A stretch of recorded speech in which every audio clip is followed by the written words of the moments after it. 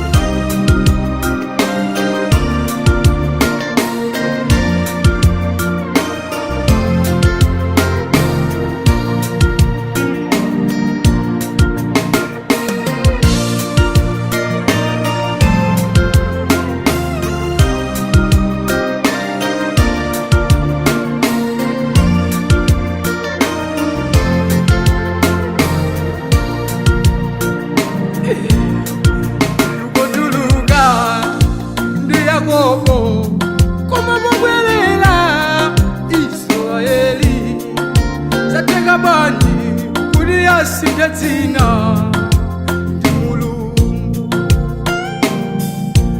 Mene iye amapita analibe kanthu, koma mubwelela ichidaliso. Amachita izi si wina koma ndi Mulungu.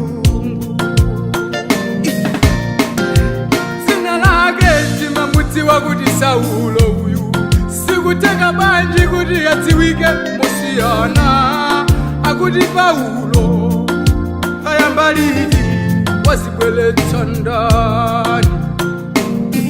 Inu mulipize kuweluza za ubwana wanga, machimo omwe ndikachita simukudziwa kuti ndakumana ndi Mulungu okhululuka. Akafika pamalo masinga, chilichonse chimasinga. Olo ineo ndinaosinthika siwatsulo uja.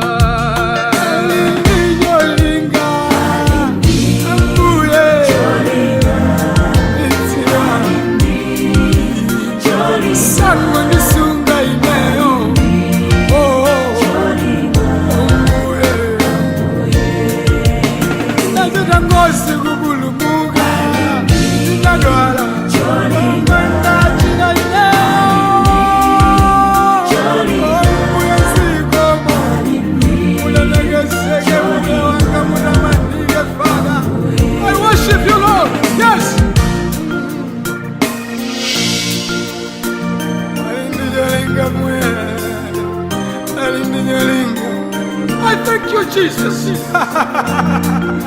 Iniende ni Mulungu wangu imenuya Yesu. Iniende ni Mulungu wakulumilika Yehova. Siko Mungu ambili nifoja moyo wanga. Siko Mungu ambili nifoja mpasi mlimeni basa. Luso ikakale Yehova shuma. Nini Mulungu wala megesega Mulungu wampavu. Mungu ya mikani. I worship you, Lord. I honor you, I glorify you in name, God. Johnny God.